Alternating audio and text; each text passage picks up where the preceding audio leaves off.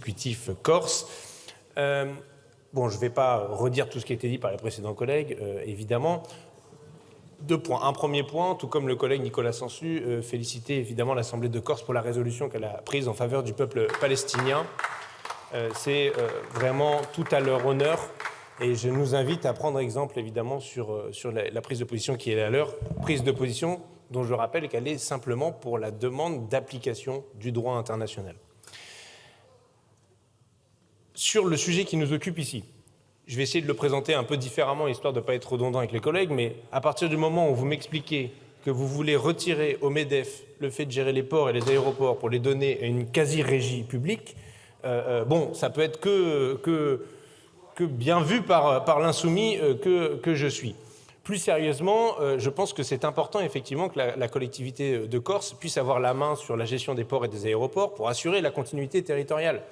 Parce qu'à un moment donné, il faut bien que les élus soient en responsabilité là-dessus et puissent être responsables et comptables aussi de leur action politique et des enjeux qui vont avec.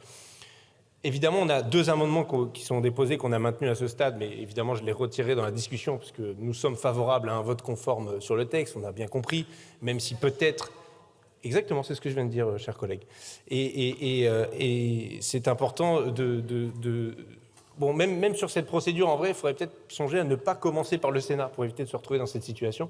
Je dis ça pour plus tard, histoire qu'on puisse avoir vraiment les débats au fond, puisque le fait que les représentants du personnel n'aient que voix consultative et pas délibérative, ça peut être un sujet, si on veut vraiment que ce soit un outil pour la Corse en général, et pas seulement à la main des élus corses qui ont leur légitimité aussi, mais les personnels ont aussi la leur, évidemment.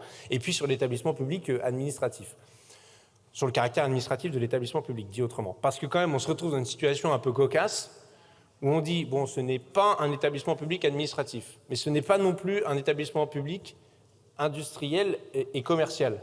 C'est un établissement public de commerce et d'industrie, en reprenant les mêmes termes que la Chambre de commerce et d'industrie, mais du coup, même le sigle, ça finit par faire EPCI, ce qui est encore une autre forme juridique qui existe, les EPCI existent dans notre pays, donc ça ne va pas pour la clarté, ça fait quand même plus de confusion qu'autre chose. N'empêche que j'aurais aimé qu'on mette dans la loi le caractère administratif de l'établissement public, puisque ça tire, normalement, ça emporte des conséquences particulières, c'est-à-dire que ce soit d'abord et avant tout un financement public qui soit le financement principal du fonctionnement de l'établissement.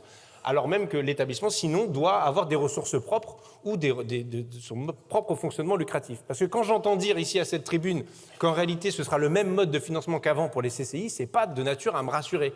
Quand je vois qu'une des premières manifestations que j'ai faites en tant que député en 2017 en étant élu, c'était avec la Chambre de commerce et d'industrie de Lille.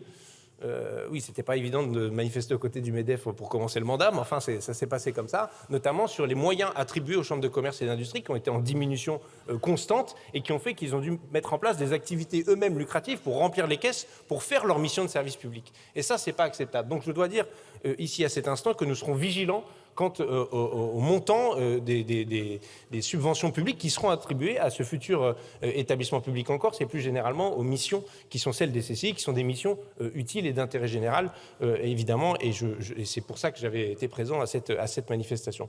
Voilà, je m'en tiendrai là, on va revenir ensuite tout de suite sur les amendements, mais nous sommes favorables évidemment à la création de cet établissement public et je vous remercie de votre attention.